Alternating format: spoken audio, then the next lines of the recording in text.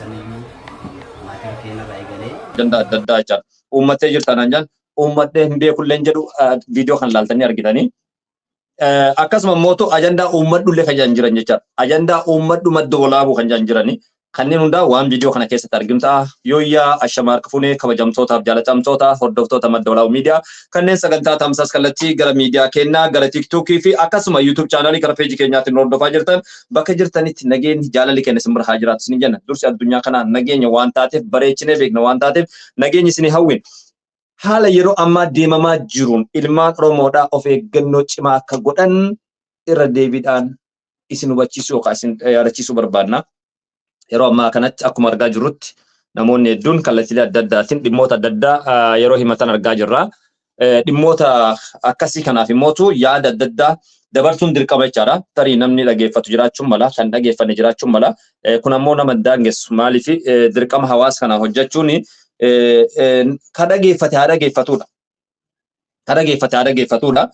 Yeroo ammaa kanatti kallattiilee adda addaatiin obboleewwan keenya kanneen keessaayyuu biyyoota Arabaa keessa jiran hedduun isaanii saaxilamaa jiranii rakkoolee adda addaatiif saaxilamaa jiranii rakkoolee kana keessaa mootu akkamitti bahuu danda'anii akkamitti seef of gatuu danda'an kan jedhu yeroodhaa yerootti hayyoota adda addaa gara YouTube chaanaaliitiin gara Facebookaatiin mari'achiisaa turre garuu ammoo rakkoon jiru. Dargaggeettiin taate yookaan ammoo shamarreen kenna yookaan dargaggeessi kenna viidiyoolee akkasii waan hin laalleef viidiyoon isaan laala waan biraa waan taateef hayyoota Oromoo waan hin dhageeffanneef warra isaan gorsu waan hin dhageeffanneef rakkoolee adda addaati yeroo deddeebi'anii saaxilamanii gaafa saaxilaman ammoo gaafa rakkatan immootu nama dubbisuun isaanii waan olle jechuudha. Wanti nama gaddisiisu waan kana jechuudha.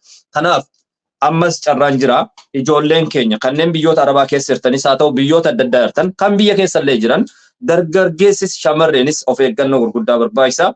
Gowwoomfamuu hin qabnu kallattiilee adda addaatiin dhimmoota adda addaa isin sirreessina jechuudha. Keessaa dhimma viizaatiin wal qabatee dhimmoota paaspoortiitiin wal qabatee dhimmoota jiruu fi jireenya biyya ormaa deemuudhaaf biyya sadaffaa barbaadachuudhaan imala biyya biraa barbaadachuudhaan wal qabatee illee gaalii kana ta'een tokkollee hin gowwoomina. Dhugaa isinitti himuudhaaf jecha. Kanaaf yeroo hedduutti rakkooleen hedduun ni mul'ata. Manni haa dubbatu. Dhokfatee taa'aa jira namni hedduun jechaadha. Keessaan namoonni hedduu rakkoo himachaa jiran jechaadha. Keessaan rakkoo dubbachaa jiran jechaadha. Gungummii keessaatu jira jechaadha. Gungummii keessaa kana baay'ataadha jechaadha. Gungummii keessaa kana hambisuudhaaf irratti hojjechuu barbaachisa jechaadha. Ajandaaleen uumamuu qabanii ajandaaleen madda olaabuu uummattee jirtanaan jettan sila ajandaalee akkasii ta'uu qaba jechaadha. Mannoota hedduutti ajandaaleen akkasii akkaataa ijoollee keenya seebitti gochuu dandeenyu akkaataa argitee illeegaal kara ta'een karaa seera hin taaneen jechaadha. Namoonni keenya gowwoomfaman kana baraaruu irratti hojjechuu danda'u qabna jechaadha. Maaliif ijoolleen keenya irraan tana mallaqa kan argatan dadhabbii dafqa gurguddaa dhangalaasanii biyya Arabaa keessatti jiruu gadhaantummaa jiraatanii kallattii adda addaatiin argatan. Biyya Awurooppaa illee jiraatte mallaqa salphatti hin argamu. Ameerikaas yoo jiraatte ayisa keessa deemtee bubbee gurguddaa keessa deemtee gaarreen hedduu keessa qaxxaamurtee tiraaka gurguddaa ooftee haala saniin argatee uummata keenya gargaara malee uummanni namni tolaan hoo qarshii overtime jedheetiin akkasitti kennu jiru jechaadha. Biyya kam keessattuu seenaa addunyaa kana keessattuu jechaadha. Kanaaf wanti jechuun barbaade yeroo ammaa kanatti wal sabuun baay'atee jira, wal saamuun heddummaatee jira, dhugaadhaaf hojjechuun dhabamee jira. Wal gowwoomsuun heddummaatee jira. Beekaa fakkaatanii, hayyuu fakkaatanii kallattii adda addaatiin maqaa gaggaarii baafachuudhaan, suuraalee gaggaarii poost gochuudhaan, suuraalee gaggaarii maxxanfachuudhaan, maqaalee gaggaarii moggaafachuudhaan shamarran keenya gowwoomsaa jiran. Dhagaa shamarran keenya ilmaan Oromoodhaa kan viidiyoo kan dhageessan jechaadha. Madda walaabuu gungummii keessaanii hedduu argaa jira. Asirratti tiktook irratti dubbachuu, ajandaa gorachuu warroonni beekan gorachuu danda'an. Ani gorachuu nama hin dandeenye waan taateef jechuudha. Ajandaa akkasii gorachuu illee fedhu hamma danda'een hayyoota filee dhimmoota akkasii kana akkamitti of baraaruu danda'a dargaggeessi Oromoo. Dhimmoota akkasii kana shamarran Oromoo akkamitti of baraaruu danda'an. Kan jiru irratti yoo solvu gochaa deem, exercise yoo gochaa deem, wanti nama ajaa'ibsiisu keessa marii exercise reeggataa jirra jechuudha. Social media irratti yeroo wantoota dhimmoota gaggaarii dubbattu namni si dhageeffatu hin jiru jechuudha. Wallaalaa waan taateef jechuudha. Akka wallaalaatti ilaalan jechuudha. Wanta gaarii biyyaaf ta'u, dhalootaaf ta'u, sabaaf ta'u, dhaloota lafaa dhufaa jiruu fi dhaloota imala gaarii of duratti qabuuf, mul'ata qabuuf jabeessuu irratti yoo hojjette ati wallaala jechuudha. Wantoota ati hojjechuu qabdu wantoota gadhee ta'an jechuudha. Kana keessaa ba'uu qabna jechuudha. Kana keessaa yoo hin baane kufaatiin har'a kallattii adda addaatiin obboleewwan keenya dhaqqabaa jiru kun nullee nu dhaqqabuuf deemaa jira jechuudha. Kufaatii kana keessaa akkamitti ba'uu dandeenya? Rakkoo kana keessaa akkamitti ba'uu dandeenya?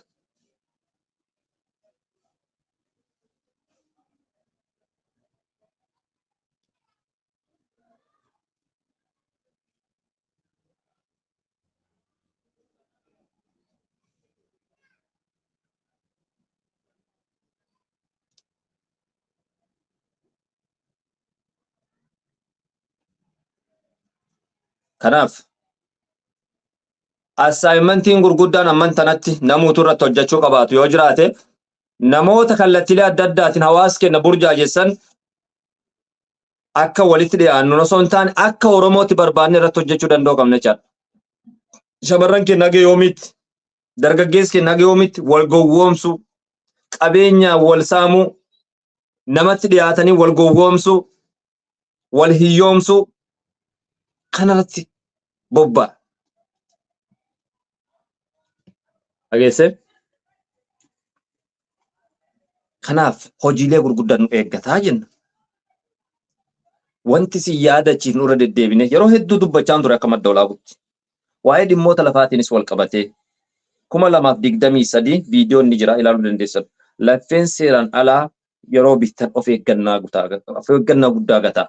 Naannoon itti bittan murteessaadha. Bakki itti bittan murteessaadha. Lafa bitachuun gaariidha. Namni jiraachuudhaaf mana qabaachuu qaba sirrii. Haala danda'ameen immootu osoo danda'ame lafootuma seera qabdu. Tan waraqaa qabdu, tan pilaanii qabdu.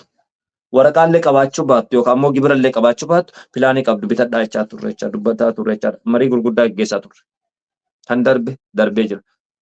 Waan san caaloo immootu har'an tanatti dhaloonni kallattii adda addaatiin biyya sadaffaa barbaaduudhaaf qarshii miliyoonota dhangalaasaa jiran jechaadha. Jaalatanii osoo hin taane gowwoomfamanii jechaadha. Obboleessa fakkaatee afaan Oromoo dubbatee afaan Oromootiin haasa'ee ijoolleen keenya gowwoomaa jiran. Ijoolleen keenya rakkataa jiran. Qeesii irratti hojjedhu, sheekii irratti hojjedhu, abbaan gadaa irratti hojjedhu, haati siinqee irratti hojjedhu. Warroonni har'an tana beekamtii qabdan irratti hojjedha. Warroonni piroofeesara, warroonni dooktora taatan ijoollee teenya qorqalbii isaanii tasgabbeessaa. Biyya baqattummaa sadaffaadhaaf qarshiin miliyoonni kafalamu tokkollee jiraachuun qabu. Yoo karaa seeraatiin ta'e malee. Yoo karaa leegaaliin ta'e malee. Karaa illeegaaliin qarshii 800 kafalanii biyya Arabaa irraa biyya biraa deemuudhaaf gaaraantii eenyusi qaba. Akkamitti gaaraantii argatti? Har'a addunyaan wal shakkitee jirti. Har'a addunyaan wal dheessitee jirti. Har'a addunyaan ulaa walitti cufattee jirti.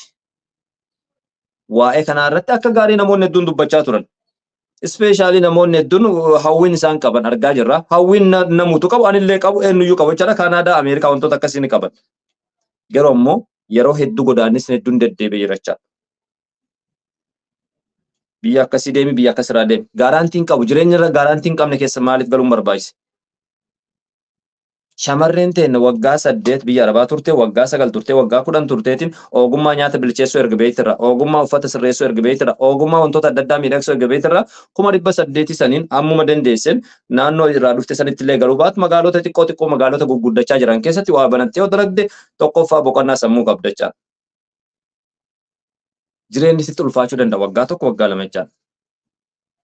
Hojiin kaminuu gaafa jalqaban yeroo matakkaan hojii si milkeessu waan hin jirree fi bu'aa ba'iilee adda addaa dandamachuun dirqama jechaadha. Bu'aa ba'ii adda addaa keessa darbuun dirqama jechaadha. Kanaaf dhaloonni har'aa ispeeshaalii amman tanatti kiraayisii gurguddaa argaa jiru keessa wantoota gaggaarii waraabaniitiin feesbuuk irra gadhiisan waan gaarii hawaasa fayyadu waan gaarii marii adda addaa gaggeeffamu laaluyyuu miti sheeriin gatan jechaadha. Koppiliikiin gatan. View ittiin argachuuf daawwataa ittiin argachuuf wanta amantaallee faalles wanta duudhaallee faalles wanta cubbuu saba kanaallee cubbuu saba kanaa irratti hojjetamu hedduu isaanii sheer gatan jechaadha. Waan sheeyni dubbatu, waan hayyuun Oromoo dubbatu, waan beekaan Oromoo dubbatu, gorsa ilmaan Oromoodhaa kallattii adda addaatiin ajandaa fidataniitiin waliin mari'atan sheeriin gatan jechaadha. Koppiliin gataa kan jedhamu, sheer gataa kan jedhamu, sheeriin 10,000 haaseenu kan jedhamu, taaftaabiin 100 haaseenu kan jedhamu dhimmoota biraati jechaadha. Kana keessaa bahuu danda'u qabna. Assaayimentiin gurguddaan, eksarsaayisiin gurguddaan sooshaal miidiyaa irratti iddoon nu eeggatu keessaa tokko haala fayyadamaa irratti. Odeeffannoo gaggaarii dhalootaa yoo raabsite hojii guddaa dalaydee jirta. Qabeenya horattee jirta. Oromoodhaa qabeenya dabarsitee jirta. Nama yaada gaarii dubbatu, nama yaada gaarii hojjetu, sheeka waan gaarii si gorsu, qeessi waan gaarii si gorsu, haadha siinqee, dargaggeettii Oromoo, dargaggeessi Oromoo waan gaarii sooshaal miidiyaa irratti hojjetaa jiru tokko yoo siif haalli mijaa'uu baate, yoo siif haalli yeroo sanitti mijaa'uu baate nama biraa sheer goote invaayitii yoo goote waamte dhaloota jijjiirteerta. Dhaloota dammaqsitee jirta. Yoo immootu nama arrabsu, nama akka aadaa bira darbee duudhaa bira darbee safuu bira darbeetiin deemu tokko viidiyoo isaa waraabdee feesbuuk irra gadhiiste tokkoffaa nama san caalaa namni kiraayisii fidesi jechaadha. Namni waan kana babal'ise waan kana heddummeesse sheer godhisi waan taateef itti gaafatamta seenaa jalaan baatu jechaadha. Wantoonni keeriin hadhaan tanatti sooshaal miidiyaa irra hin deeman. Gorsoonni keeriin hin deddeeman. Wanti waraabamu yoo wal arrabsan, yoo wal qeeqan, yoo suuraa walii gadi garagalchan waraabamee feesbuuk irra gadhiifama. Namni achirra taasise sun maatiin isaan arguse, gosti isaan arguse gaafa biyya galu wanti hundinuu lafa jirachaadha. Hawaasa keessa akkamitti gabbaatee deemta? Hawaasa sanatti jiraachuu hin danda'amaa? Hin danda'u. Shamarran keenya dargaggoota keenya abbaan feete dhageeffachuu dandeessu, abbaan feete dhiisuu dandeessu qooma daadheen dubbadha waa'ee kanarraa jechaadha. Kaleessa haala adda addaatiin gowwoomfamuu mala. Haalota adda addaatiin sobamuu dandeessa. Ammaan boodatti immoo ilmaan Oromoodha mallaqa keessan harka qabadhaa. Mallaqa keessan kiisa qabadhaa. Mallaqa keessan meetiin bitadhaa. Mallaqa keessan meeshaalee bor biyya galtanii gurgurtanii bitadhaa. Dirqama obbolummaati, dirqama miidiyaan Oromoo dubbachuu qabu tokko dubbachaa jira jechaadha. Namni accountability qabaachuu qaba biyya isaatiif, accountability saba isaatiif qabaachuu qaba, accountability dhuunfaa isaatiif qabaachuu qaba jechaadha. Patriotism jaalala biyyaa jechuun bar salphaa miti. Jaalala biyyaa jechuun gaafuma gargaarsaa qofa mallaqa kennuu miti. Anaaf akkasi. Jaalala biyyaati jechuun gaafuma rakkoodhaa guruppii ijaarree mallaqa walirraa fuudhuu miti. Jaalala biyyaa jechuun kallattiilee adda addaatiin rakkoo fi gadadoo qofaaf osoo hin taane gaafa gabbinna, gaafa gadaa gabbinna, gaafa gadaa misaaf quufaa wal gorfachuudha. Dhaloonni wal gorfatee gaafa jedhee gaafa rakkinaa si bira dhaabbata. Fedhii isaatiin gorsitee jirta, kaleessa waa'ee biyyaa itti himtee jirta, waa'ee saba kanaa itti himtee jirta, waa'ee duudhaa saba kanaa itti himtee jirta. Qoora qalbiin isaa positive awareness hin guutamee jira jechaadha. Dhaloonni sammuun isaa positive awareness qabu, ilaalcha positive qabu yeroo kamiyyuu waan gaarii yaadachaa. Yoo qabeenya hin qabaanne yaada gaariidhaan biyya isaatiif saba isaatiif hojjeta jechaadha. Har'aan tana dhaloonni argaa jiru sababa hiriyyaan kiyya arrabsameef saayidii tokko qabadde saayidii biraatti counter attack fudhachaa jira. Revenge akkasii sun nun barbaachisu. Revenge akkasii nun barbaachisu. Ijoollee keenya ijoollee Oromoodha.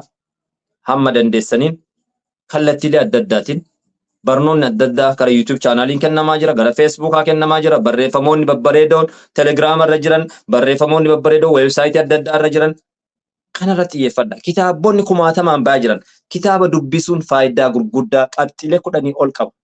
Qabxiilee gurguddoo faayidaa kitaaba dubbisuu. Namni biyya baqattummaa jiru ispeeshaalii carraa yoo arganne kitaabota dubbisne faayidaa gurguddaa nu qaba. Tokkoffaa sa'aatii kennaadhaan kana asirratti taasisaa jiru kana irraa seef nu gata. Lammaffaa dandeettii waa dubbisuu, dandeettii waa dubbisuu, barreessuu akka inni irraanfanne. Kakaleessa barreessuu danda'u, kakaleessa dubbisuu danda'u. Biyya baqattummaatti haala adda addaatiin jiru biyya ormaatiin dipireeshinii adda addaatiin dagachuu dandeenya. Kana hundarraa seef si gata jechaadha. Dandeettii yaaduu keetii sammuu kee kana reaaktiif si gata. Maaltu deemamaa jira? Kaleessa maaltu deemamaa ture? Boroo maaltu deemamuu danda'a? Kitaabota waan sammuu dhiisuu jira jechaadha. Fiiwucharii kaleessa paastii kaleessaa dubbiste fiiwucharii boruu beekuu dandeessa jechaadha. Kitaabota maanuwaalii gurguddattu jira.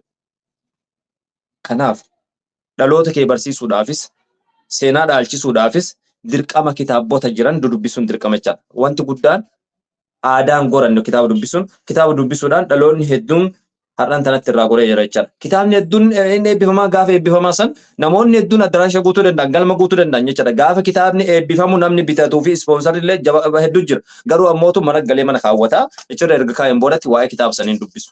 Rakkoon gurguddaan kana jechaadha. Kiraayisiin gurguddaan kana. Kanaaf amma dandeenyu irraa walaa jabeessinu. Qabxiin itti aanu madda walaabuu ajandaa uummattee beektaa kan jedhudha. Ajandaa uummattee jirta. Ajandaa uummattee jirta. Ajandaa sooshaal miidiyaa irratti keessaa tiktok irratti natti fakkaata. Gaaffiin sun telegiraamaan bifa ajaa'ibsiisaatiin naabarraa hiriyyama kiyya. Madda walaabuu ajandaa uummattee jirta. Dhugaa dubbachuuf ajandaa guyyaa tokko uummaddeen beeku. Keessaa na yaadadha. Guyyaa tokko ajandaa uuma jee yaade. Hiriyyaa kiyyumaa nama wal beeynu jibbaata qabsoo Suuraa keessan naa ergee suuraa isaa kanarraa fuudhee suuraa akka itti gargar galchanuun beeku an tiktokiidhaaf yeroo san haarawa akkaataa itti gargalchanillee suma gaafadhe innis yeroo san haarawa suuraa gadi gargalchee hoggaan jedhu namoonni gurguddaan namoota sirritti natti dhiyaatan na gorsan maddolaa waan akka sirreessi akka godinaan jedhan namoota gurguddaan argi. Suuraa gadi gargalchee waan jedhu wallaal daqiiqaa lama akkas na fakkaata daqiiqaa sadi. Suuraa gadi gargalchee maali maddolaa'ummaan maal ta'e suuraa kana gadi gargalche. Jeneraal Huseeniin dhufee Jamaal Goodiin dhufee namoota hedduudha namoota ebaloo jechuun dandeenye jechaadha. Namoota gurguddaa wanti itti gammadu keessaa followersiin kiyya hedduun isaanii warroota positive awareness qaban. Followersii 500 qabaachuu irraa followersii namoota yaada gaggaarii qaban nama 10 qabaachuu wayya. Nama 10. Followersiin ani har'a 58 yookaan 55 ani qabu kuni followersii yoo waan sana hagoor jedhe wajjin godhuu danda'u dhugaa isinitti muda. Ijoollee hedduu natti dhiyaatan, ijoollee gorsa fudhatan, yeroo hundallee dhufanii mana kiyya laaluu baatan haala adda addaatiin haala neetworkii ta'uu danda'a, jireenya adda addaa ta'uu danda'a. Ijoollee walumaa galatti ijoollee sirriitti gorsoota adda addaa walii kenninu jechaadha. Jamaal Goodii faatiin dhufanii mudannoodha. Jamaal Goodii faatii dhufanii maddoolaa maaluma taati. Jeneraal Hussein faa ijibbaata qabsoo ana bira jira dhaqee si gaafadha maddoolaa mucaa kana ol gargalchi. Hin gargalchu abadan. Hin gargalchu jeneraal maal taati? Iimeela kiyya narraa fuudhee akkas godhe. Ijibbaan moo ijibbaan. Seeqachaati beektaa viidiyoon hin baane duuba sanii dhokadhee of duuba baagiraawundi kaa'e kolfaa huccuu ofitti qabaa akka namni hin arginetti kolfaan ture dhugaa dubbachuuf. Maddoolaa dhuguma wanti kun dhuguma. Wallaahi hin jenne wallaahi. Akkasitti daqiiqaa 5 daqiiqaa 6 jaayee ajandaa erga godhachuu ga'e akkaataa itti dubbaddu wallaalee ofirraa ol garagalchee dhiifama ajandaa waan jedhamu san yaaluu barbaadaa jee. Isaan hundinuu kolfanii hirrifannee miti maddoolaa kun akkamitti waan akkanaati takkaas hin garree bakka nama arrabsanii dhaabbattee hin beetu hin gammade akkasnaan jechuu isaaniitiif dhugaa dubbachuudhaaf yoo bakka badaallee dhaabbatte bakka badaa sanii siiman yoo bakka gaariillee dhaabbatte bakka gaarii sanii siiman. Waa'ee ajandaa uummattee akka jedhu ajandaa guyyaa tokko jibbaata qabsoo suuraa gadi garagalchee sanuu daqiiqaa lamaaf jecha turtii daqiiqaa lamaati seenaa yoomiyyuu hin daganne kan ittiin dubbachuu dadhabe kan ittiin arrabsuu dadhabe arrabsuu hin beeku akka itti irraa dubbatan hin beeku gochuu hin dandeenye jibbaata qabsoo kiyya taa'in kiyyeeni wal quba qabna garuu bilbilaan walumaan dubbanneeti kan nama biraan goone akka haadha namni kan goototaa gadi garagalchu ittiin beekamtii argachuuf akka namni haadha ganda namaa abaaru akka namni har'a hayyoota Oromoo xiqqeessan waan akkasii uummadde illee beeku uummachuu fidan ta'u. Ammootu ajandaa uummachuu maangooni maa ajandaa uummanne. Ajandaa bareechee uummadda. Ajandaa ajaa'ibaa uummadda. Garuu ammootu namni ajandaa haarawaan fedhu. Ajandaan an uummaddu yeroo har'aa bultiin hedduun diigamaa jirti. Dargaggeessa Oromootiif shamarree Oromootiif yaaddoo guddaadha. Waan kana akkamitti solvuu gochuu dandeenya? Maalirraa ka'ee maaltu ta'ee maalirraa wanti kun uumama kan jedhu yeroo hedduu irraa dubbachaa ture dhaloota jijjiiruudhaaf dhaloota qaruudhaaf rakkoo hawaasa keenyaarra ajandaa yeroo hedduu uummadha. Ajandaa biyyaa baqachuu irratti uummadheen ture. Ajandaa baay'ee murteessaa hawaasni keenya dargaggeessi keenya lafa gurgursiisee lafa sangaa gurgursiisee Liibiyaatti rakkachaa jira bishaaniin nyaatamaa jira saaraa keessa deemaa ajandaalee akkasii uummadheen jira. Ajandaalee biyya keessatti akkamitti dargaggeessi keenya impaawar ta'uu danda'a shamarran keenya akkamitti of jijjiiruu danda'an uummadheen jira garuu namni waan kana waan hin laalleef arguu dhabuu dandeessan. Of duratti illee ajandaan madda walaabuu uummatu akkamitti shamarran Oromoodha akkamitti dargaggeessi Oromoo kan biyya alaa jiranii fi kan biyya keessa jiran wal quba qabaatan kan biyya keessa jiran hoggaan jedhu ijoollee taalentii adda addaa qaban ture ijaarsa adda addaa irratti konistirakshinii adda addaa irratti hojiilee biizinasa adda addaa irratti hojiilee humna adda addaa irratti kan ogummaa qaban kan diyaaspooraan biyya alaa jiru osoo arge ijoollee san waan akkasii naa sirreessa jechuu ni danda'u ijoollee san fuudhee gara hawaasaatti mul'isu ajandaa nan godhadha. Ajandaa dhaloota qaruudha. Ajandaalee akkasiisan madda walaabuu qabateen dhufa. Kun isin hin yaachisini peejii keenya foloo gataa yuutuubii chaanaalii keenya sabskiraayib godhaa. Waa'ee haadha manaa ammoo kana gaafattan yeroo biraa haa ta'u viidiyoo itti aanu irratti ajaa'iba qabadhee isin dhufa. Waa'ee haadha manaa qabdaa maan fuunee warri wal fuutan hiikaa hartanii sana akkam gooname rabbi yaati warri wal fuutan walii kaartanii akkam goona sagantaa waa'ee sanii mari'annee wal amansiisuu hin dandeenye. Maali rakkoon jennee wal gaafachaa turre namoota 15 namoota 20 namoota 60 laalachaa.